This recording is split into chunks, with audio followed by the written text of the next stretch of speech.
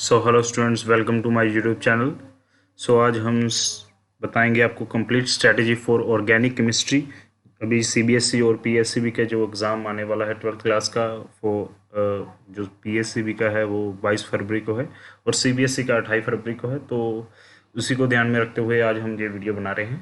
तो आज की वीडियो के बाद ऑर्गेनिक केमिस्ट्री से जो है आपको इम्पोर्टेंट टॉपिक्स पता लग जाएंगे। हर चैप्टर के अंदर क्वेश्चन कैसे बन रहे हैं वो आपको कंप्लीट डिटेलिंग में बताया जाएगा। आपको पढ़ना कैसे ऑर्गेनिक केमिस्ट्री के अंदर, कैसे पैटर्न फॉलो करना है, क्या किस में से केस स्टडी के क्वेश्चन जो पूछे जा रहे हैं वो आपको सारी डिटेलिंग आज बताई जाएगी। तो वीडियो के एंड तक आप बने रहिए। Let's begin.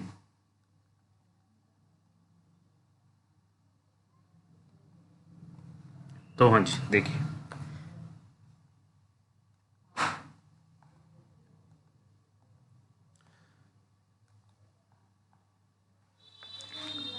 तो फर्स्ट ऑफ ऑल हमें जो क्वेश्चंस हैं ऑर्गेनिक केमिस्ट्री में, लगभग हमें एमसीक्यू आ रहे हैं।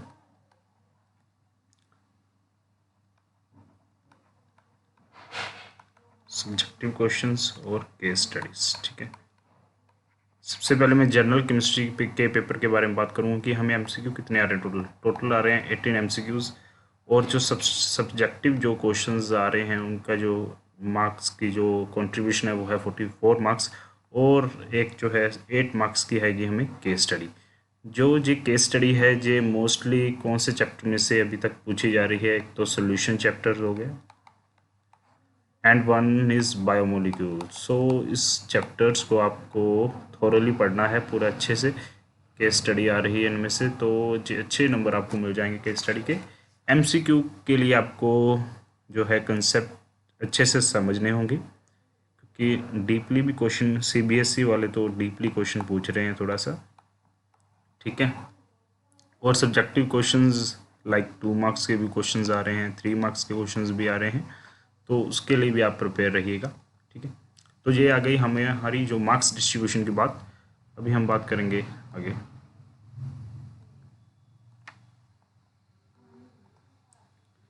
देखिए अभी हम स्ट्रेटजी देखेंगे ऑर्गेनिक केमिस्ट्री की।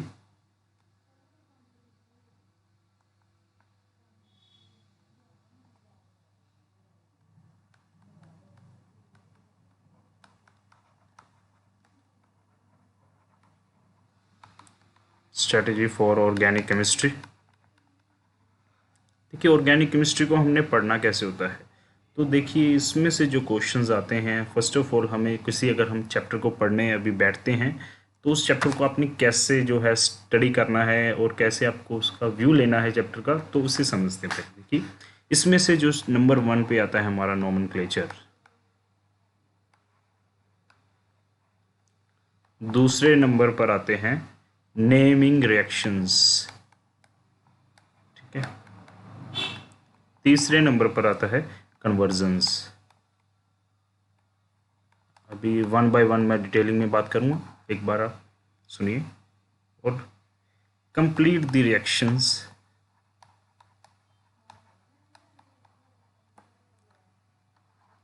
और एक मोस्ट इंपॉर्टेंट है टेस्ट टू डिस्टिंग्विश।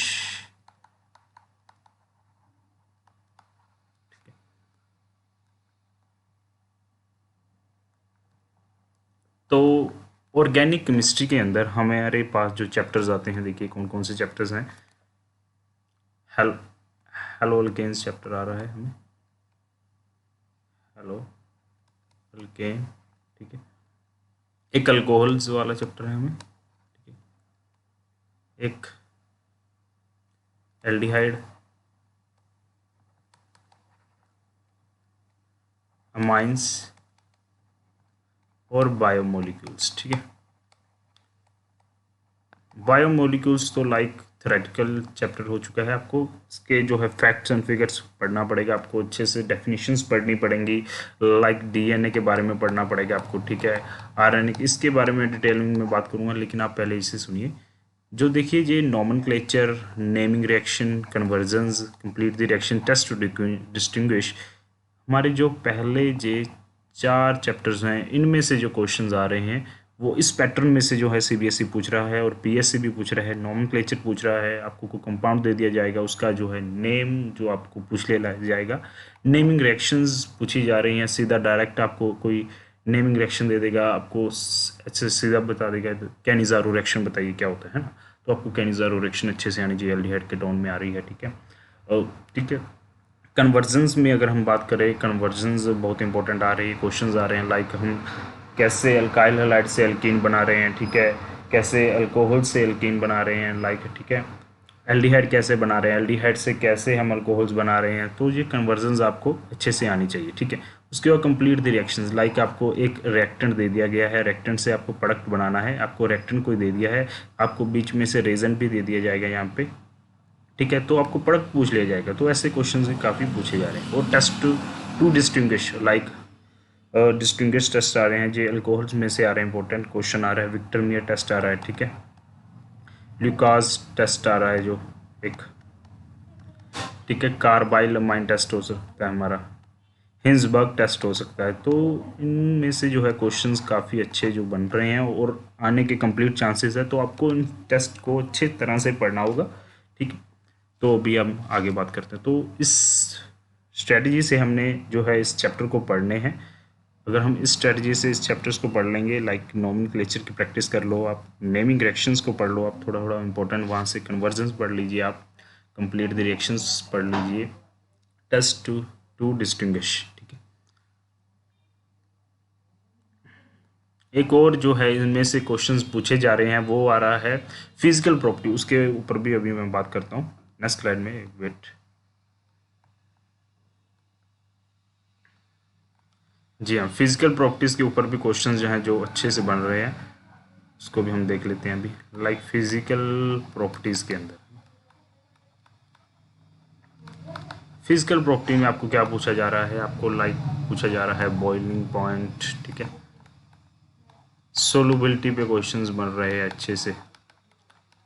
अगर हम केमिकल प्रॉपर्टीज़ की बात करें,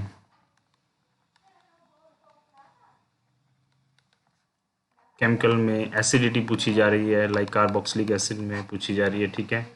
फिनोल्स के ऊपर भी पूछा जा रहा है, अल्कोहल फिनोल में से कौन एसिडिक ज़्यादा है, तो हम बता देते हैं फिनोल ज़्यादा एसिडिक है। क्यों? क्योंकि उसमें ड्यू टू रेजोनेंस जो है फिनोक्साइड आयन बनता है, उसकी रेजोनेंस से स्टेबिलिटी बन जाती है, तो कॉन्जुगेट जो बेस है मोर स्टेबल हो जाता है। एसिडिटी के ऊपर क्वेश्चन आ रहे हैं, ठीक है। बेसिसिटी के ऊपर बहुत अच्छे से क्वेश्चन जो है बढ़ रहे हैं। माइंस के अंदर जो है एक बहुत इंपॉर्टेंट जो हमें ट्रेंड देखने को मिलता है, प्राइमरी सेकेंडरी टर्शरी में से जो है टर्शरी मोर बेसिक है इन गैसेस स्टेट। एंड अगर हम एक्वस की बात करते हैं तो उसमें से मैंने आपको पहली वीडियो में बताया था कि अगर मिथाइल हो तो 2 1 3, अगर इथाइल हो तो ट्रेंड बेसिसिटी का क्या बनता है 2 3 1, ठीक है। तो ऐसे ऐसे जो क्वेश्चंस हैं वो अच्छे से इस चैप्टर में से बन रहे हैं, ठीक है। तो आपको इन सभी फिजिकल प्रॉपर्टीज़ को हर चैप्टर के अच्छे से पढ़ना है ऑर्गेनिक केमिस्ट्री के अंदर, ठीक है। तो अभी हम आगे बात करते हैं। देखिए आगे हम बात करेंगे चैप्टर वाइज, अब हम डिटेलिंग करेंगे। तो क्वेश्चंस जो हैं पूछे जा रहे हैं, पहले हम बात करेंगे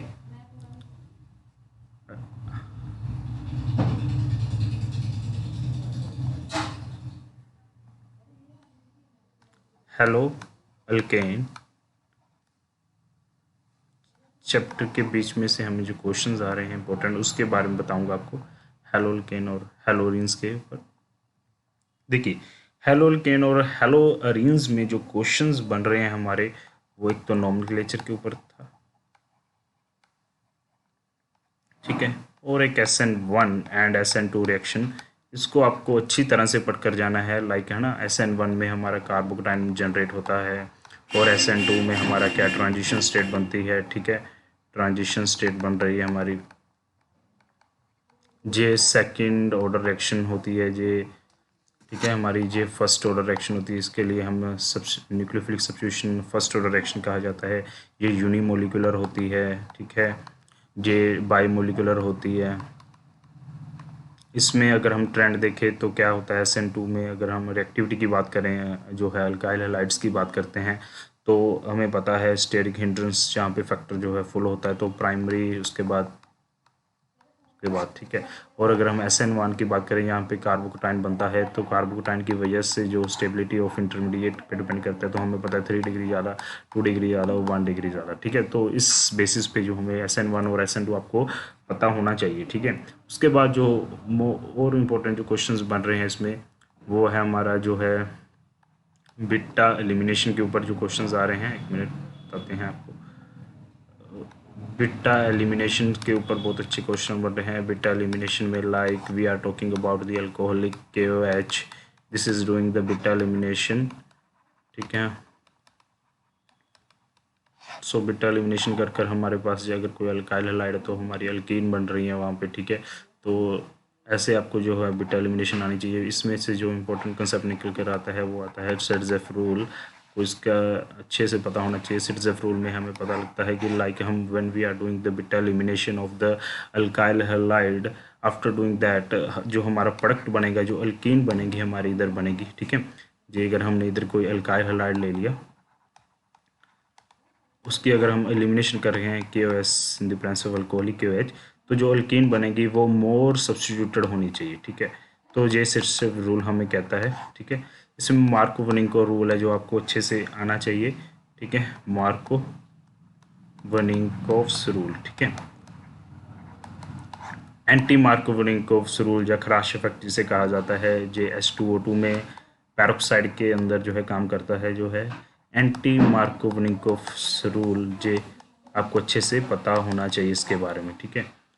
तो इस अगर आप इन सभी चीज़ों को आप देख जाते हैं और इसके अंदर जो नेमिंग रिएक्शंस है उसके बारे में आपको बताते हैं अलग से, तो आपको इन कंसेप्ट को तो पढ़कर जाना ही जाना है, इनको बिल्कुल भी छोड़ना नहीं है। तो जो नेमिंग रिएक्शंस हैं हमारे,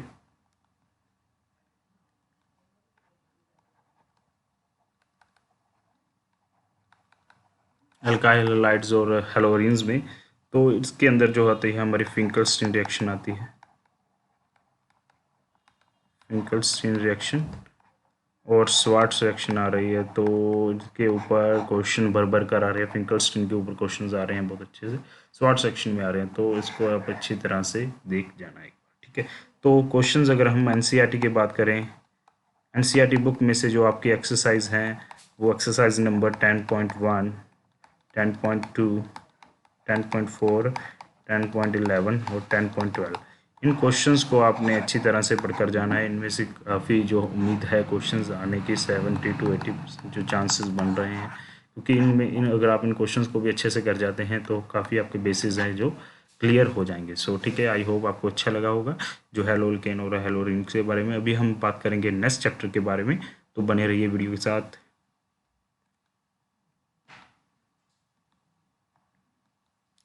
तो हमारा जो अगला चैप्टर है वो है अल्कोहल फिनोल ईथर, ठीक है।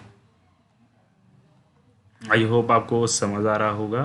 तो देखिए, alcohol phenol ether,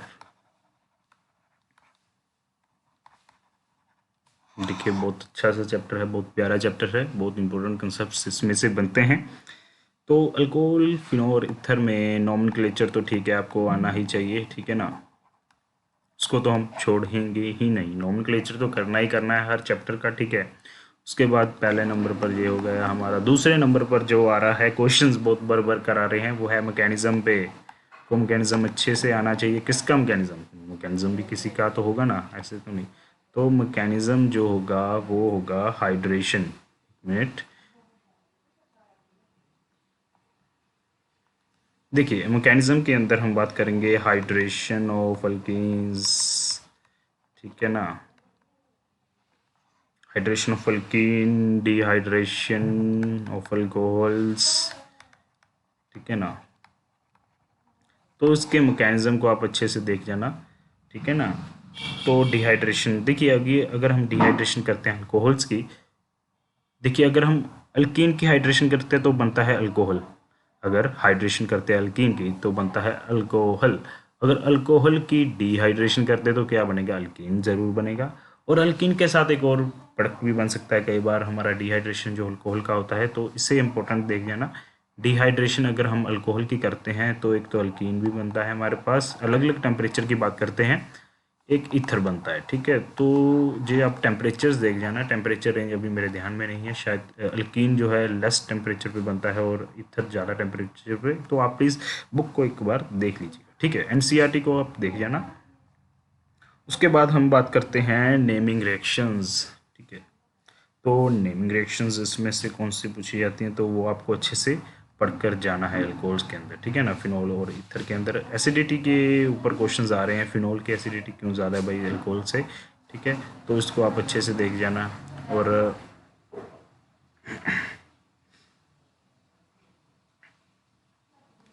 naming reaction बता देते हैं आपको, ठीक है ना। लाइक्स, चलो अगली स्लाइड में बताते हैं आपको, इसमें जगह नहीं रही है। देखिए अभी जो है नेमिंग रिएक्शन है ना, नेमिंग रिएक्शन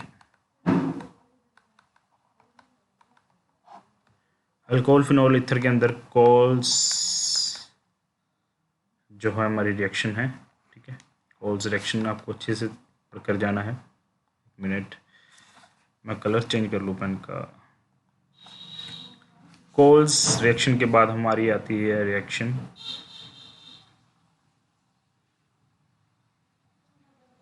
विल, एक मिनट,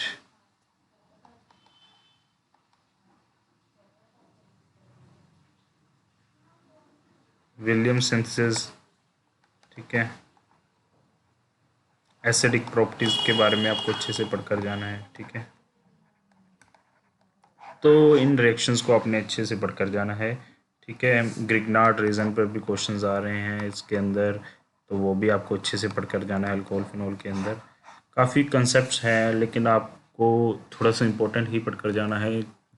तो ध्यान में रखिएगा, जो एनसीईआरटी की एक्सरसाइज है उसको आप नहीं छोड़ सकते हैं, उसको पढ़कर जाइए। एनसीईआरटी के जो मैं क्वेश्चंस बता देता हूँ आपको, 11.5, 11.6, 11.4, 11.3, इन क्वेश्चंस को आपको अच्छी तरह से प्रैक्टिस करके चले जाइए। एनसीईआरटी की एक्सरसाइज जो है बैक साइड चैप्टर पर है, वो उसको अच्छी तरह से देख जाना, ठीक है। चलिए अभी हम नेक्स्ट चैप्टर की बात करेंगे। देखिए अभी हमारा जो नेक्स्ट चैप्टर है बहुत इंपॉर्टेंट है, बहुत ही स्कोरिंग चैप्टर है। उसका नाम आप आई थिंक आपको गेस कर लिया होगा, वो है एल्डिहाइड एंड कीटोन्स, ठीक है। Aldehyde and ketone and carboxylic acids, ठीक है ना।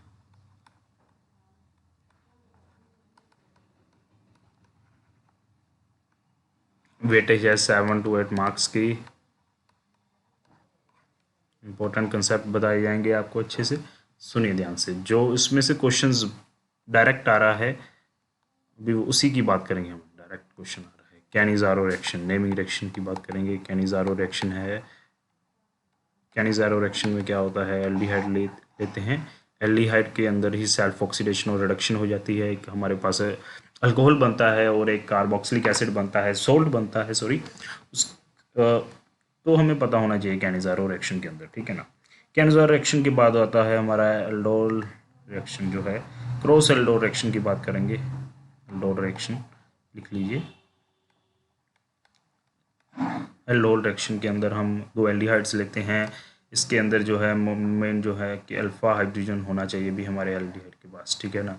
तो उसकी डिहाइड्रेशन कर कर हम अल्कीन बन जाती है हमारी, ठीक है ना। इनोल फॉर्म बन जाती है। तो कीटो इनोल टोटोमरिज्म यहाँ पे देखने को मिलता है। एल्डोल रिएक्शन के बाद आता है हमारा Hell Volhard Zelinsky reaction. Volhard Zelinsky reaction ये आती है हमारी कार्बोक्सिलिक एसिड के अंदर, ठीक है। हेल्वोलार्ड जेलिंस्की रिएक्शन बहुत अच्छे से देख जाना आप इसमें, ठीक है ना। उसके बाद हम बात करेंगे कैनिज़ारो रिएक्शन होगी, एल्डोल रिएक्शन होगी, ठीक है। एक रीमर टीमर रिएक्शन देख जाना भाई इसमें, रीमर टीमर रिएक्शन, ठीक है ना। रीमर टीमर रिएक्शन में क्या होता है, हमारा जो सैलिसिल्डिहाइड बनता है, ठीक है ना, वो फिनोल्स चैप्टर के अंदर भी आ जाता है, इसके अंदर भी आ जाता है। जो लाइक हम जो है ऐसे बना रहे होते हैं वहाँ पे,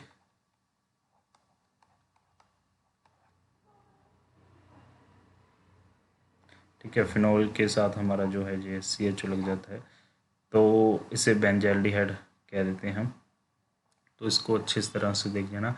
इसके अंदर CHCl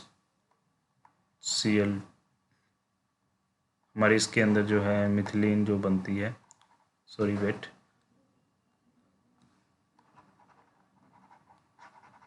सो इसको रिमर टिमर एक्शन को आपको अच्छे से देख कर जाना है, ठीक है ना।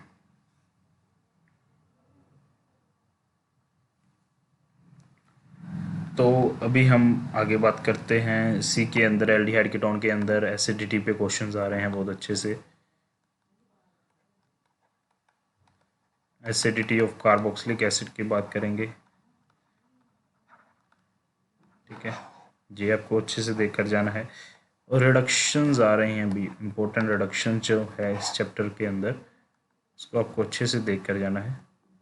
कौन कौन सी reduction, like Stephen reduction,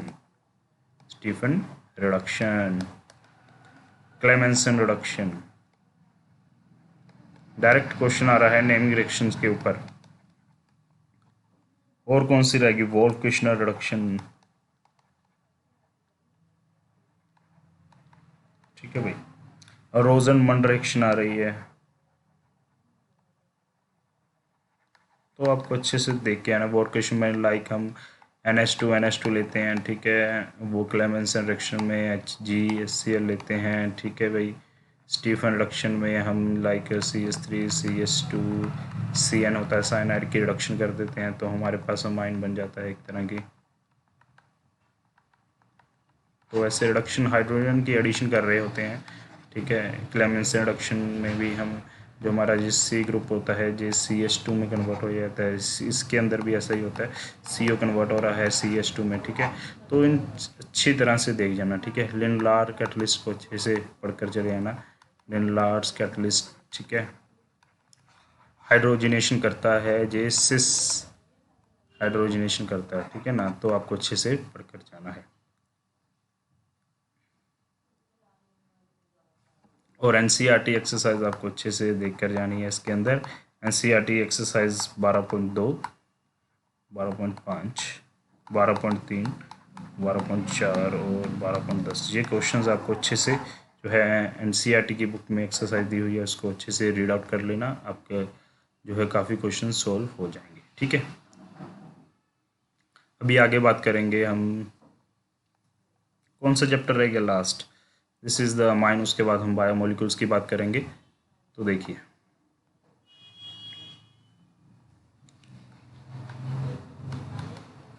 sorry biomolecules में this is the chapter for amine. वैसे अमाइन की मैंने अलग से वीडियो बनाई हुई है, वहाँ से देख सकते हैं। अगर यहाँ पे भी बता देते हैं आपको इम्पोर्टेंट।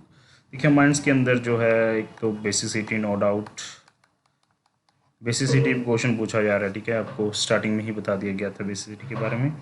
और इसमें जो नेमिंग रिएक्शंस हैं, 2-3 नेमिंग रिएक्शन इंपॉर्टेंट जो हैं, लाइक होफमैन ब्रोमोमाइड रिएक्शन, ठीक है ना।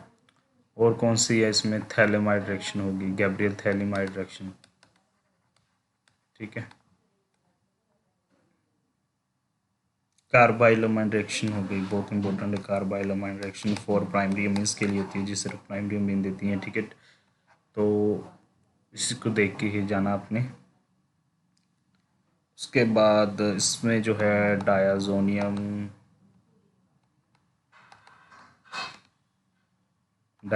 सॉल्ट के साथ जो रिएक्शंस है उसको थोड़ा सा देख कर चले जाना।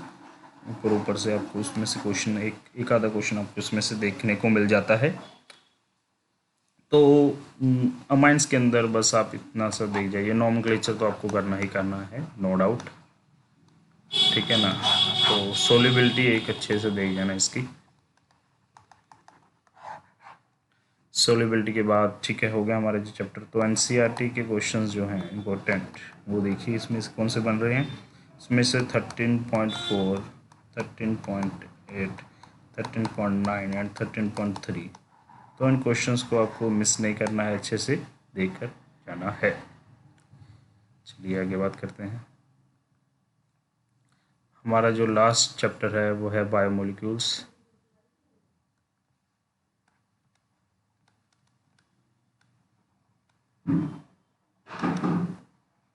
देखिए बायोमोलिक्यूल्स में थोड़ा सा थ्योरेटिकल कंसेप्ट है, आपको अच्छे से जो है कंसेप्ट पढ़ने पड़ेंगे सभी, लेकिन आपको क्वेश्चंस बता देते हैं कहाँ कहाँ से क्वेश्चन आ रहे हैं बराबर कर। केमिकल प्रॉपर्टीज, सॉरी मेरी राइटिंग थोड़ी सी ठीक ठाक सी है, तो आप काम चला लीजिए एक बार। केमिकल प्रॉपर्टीज ऑफ ग्लूकोज, ठीक है ना। ग्लूकोज का आपको स्ट्रक्चर दे दिया जाएगा, उसकी रिएक्शंस आपको करनी होगी। लाइक हम बात करेंगे लाइक HI की बात करेंगे, HNO3 के साथ बात करेंगे, HI in the red phosphorus, ठीक है। तो हमें पता है जहाँ पे, ठीक है ना, रिडक्शन कर देंगे, सॉरी ये ऑक्सीडेशन कर देंगे, स्ट्रॉन्ग ऑक्सीडाइजिंग एजेंट होते हैं, तो हमारे कार्बोक्सिलिक एसिड बनेगा, ठीक है। एक जगह के कार्बोक्सिलिक एसिड, इसमें HNO3 बहुत स्ट्रॉन्ग होता है, तो दोनों साइड कार्बोक्सिलिक बना देगा जो HNO3 है, स्ट्रॉन्ग ऑक्सीडाइजिंग एजेंट होता है, ठीक है। तो ये रिएक्शंस आपको अच्छे से पढ़कर जाना है। उसके बाद जो क्वेश्चंस आ रहे हैं,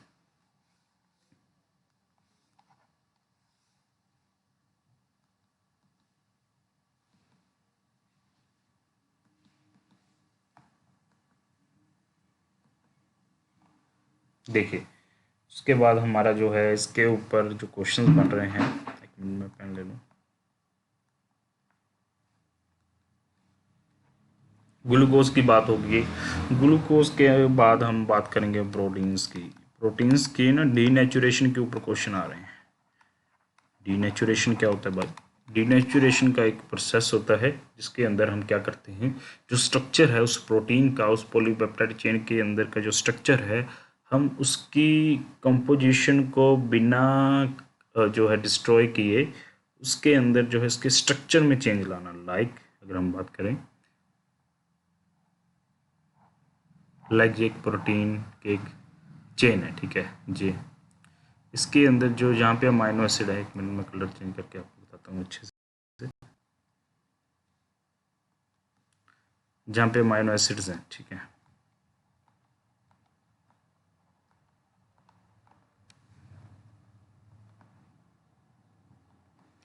तो इनके अंदर क्या होगी, हाइड्रोजन बॉन्डिंग होगी।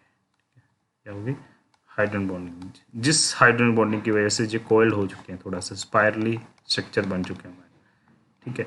अगर ये स्पायरली हो चुका है तो डीनेचुरेशन में हम क्या करते हैं, जो हाइड्रोजन बॉन्डिंग है इसको ब्रेक कर देंगे, हाइड्रोजन बॉन्डिंग को ब्रेक करेंगे, हाइड्रोजन बॉन्डिंग ब्रेकेज होगी। ब्रेकेज करके हम इसको बिल्कुल ऐसे सीधा चेन बना सकते हैं। तो हमने मोलिकुलर स्ट्रक्चर में चेंज कर दिया, मोलिकुलर स्ट्रक्चर में चेंज कर दिया प्रोटीन के, without changing its composition, without changing its composition, ठीक है।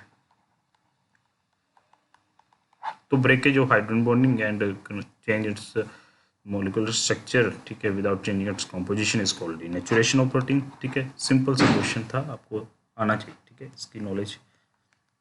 और कौन से क्वेश्चंस बन रहे हैं वो बता देते हैं आपको। लाइक इसके अंदर जो क्वेश्चन पूछ रहे हैं वो आ रहा है फाइब्रस प्रोटीन्स के ऊपर, ठीक है ना, ग्लोबुलर प्रोटीन्स के ऊपर क्वेश्चंस आ रहे हैं, लाइक वो भी बताते हैं आपको। लाइक ग्लोबुलर प्रोटीन क्या होता है, ठीक है, फाइब्रस प्रोटीन क्या होता है, इसके प्राइमरी स्ट्रक्चर के ऊपर क्वेश्चंस बराबर करा रहे हैं।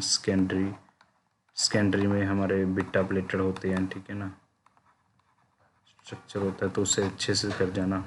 टर्शरी स्ट्रक्चर के ऊपर क्वेश्चन आ रहा है, ठीक है। अमाइनो एसिड की अगर हम बात कर रहे हैं तो अमाइनो एसिड हमें पता है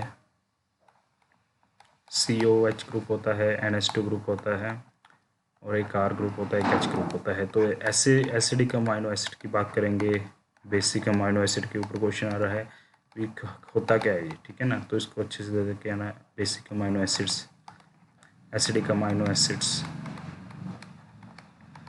बेस एसिडिक अमाइनो एसिड जिसमें एसिडिक ग्रुप ज़्यादा हो, लाइक अगर NH2 को हटा के COH ग्रुप, तो एक ये क्या हो जाएगा हमारा एसिडिक, क्योंकि इसमें एसिडिक ग्रुप ज़्यादा है। बेसिक तो CO हटा के जहाँ पे NH2 हो जाएगा, एक NH2 जहाँ पे होगा, तो इसमें बेसिक अमाइनो एसिड होगा जिसमें बेसिक ग्रुप ज़्यादा हो। न्यूट्रल जिसमें दोनों जो इक्वल नंबर में हो, ठीक है।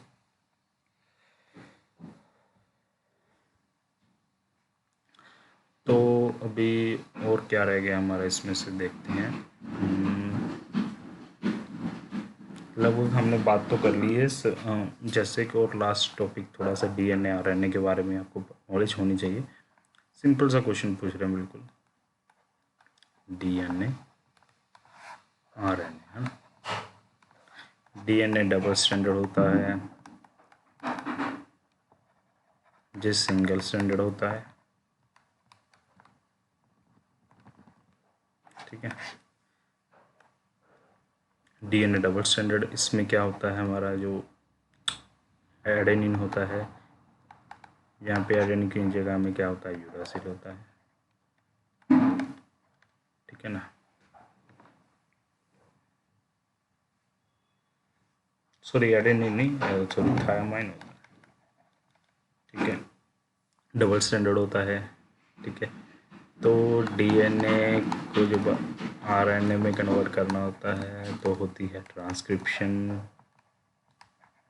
ठीक है।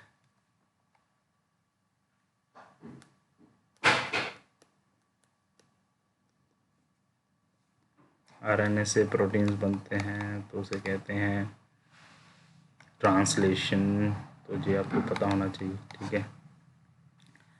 तो आपको इनके बारे में पता होना चाहिए। एनसीईआरटी की जो एक्सरसाइज है उसको देख लेते हैं। एनसीईआरटी के अंदर 14.5, 14.2, 14.3, तो इन क्वेश्चंस को आपको अच्छी तरह से देख कर जाना है बायोमोल्स के अंदर। तो अगर आप इतना कर जाते हैं तो अच्छे से नंबर आ सकते हैं आपके। तो आई होप आपको ये वीडियो अच्छी लगी होगी। तो अगर आपको अच्छी लगी हो तो अपने फ्रेंड्स के साथ शेयर करें, क्योंकि लास्ट मोमेंट है, तो पता होना चाहिए ऑर्गेनिक केमिस्ट्री को, और के जो इम्पोर्टेंट कंसेप्ट है वो कौन कौन से हैं, कैसे। अगर हम कुछ चुनिंदा जो है टॉपिक्स पढ़कर चले जाते हैं, क्योंकि ज़्यादातर हमने ऑर्गेनिक केमिस्ट्री के अंदर बच्चों को थोड़ी सी तकलीफ़ आती है, क्योंकि रिएक्शंस काफ़ी होती हैं, याद करने में मुश्किल आती है। तो लेकिन अगर आप कुछ रिएक्शंस को बार बार पढ़ते हैं, उसके अंदर का जो फंडा समझते हैं, तो आपको रिएक्शन अच्छे से याद भी हो जाती है, और पेपर के टाइम आपके अंदर जो है कॉन्फिडेंस आता है। अगर कॉन्फिडेंस होगा तो आपका जो है पेपर भी बहुत अच्छा होता है, ठीक है। घबराना नहीं है, पेपर इजी आएगा, मुश्किल नहीं आएगा, ठीक है। क्योंकि पेपर को जो है बोर्ड ऐसे सेट करता है, ना ज़्यादा डिफ़िकल्ट रखता है ना ज़्यादा इजी रखता है, वो मॉडरेट लेवल का रखता है, so that every student can easily crack the exam, ठीक है। तो you must believe in your self, ठीक है, और अच्छे से पेपर दे के आइए, ठीक है। So my best wishes with all of you, और आई होप आपको ये वीडियो अच्छी लगी होगी। अगर आपको और वीडियोस चाहिए तो आप मुझे कमेंट में बता सकते हैं। So write down in the comment, और like, share and subscribe the channel, and also tell to your friends. अगर आप शेयर कर सकते हैं कीजिए, सो दैट मुझे भी मोटिवेशन मिले और वीडियोस बनाने की। सो थैंक यू, और मिलते हैं आपको नेक्स्ट वीडियो के साथ। Till then bye, good bye, take care of yourself and do well preparation for your board exam. This CBSE का आ रहा है, इंग्लिश का 24 फरवरी को है। तो फॉर दैट CBSE वालों को इसके लिए बेस्ट विशेज़ कि आप इंग्लिश का पेपर अच्छे से देकर आएँ, क्योंकि अगर आपका पहला पेपर अच्छा होता है तो इट्स साइकोलॉजी दैट आपके सारे पेपर्स जो हैं आपके अंदर कॉन्फिडेंस आ जाता है, तो ईजिली होने लगते हैं। तो ठीक है, तो आपको हौसला नहीं छोड़ना है आपको, ठीक है, बना के रखना है, सो दैट आप फ्यूचर के अंदर बहुत ही सक्सेस हासिल करें। So thank you. सो अभी हम वीडियो को एंड करते हैं। Good bye.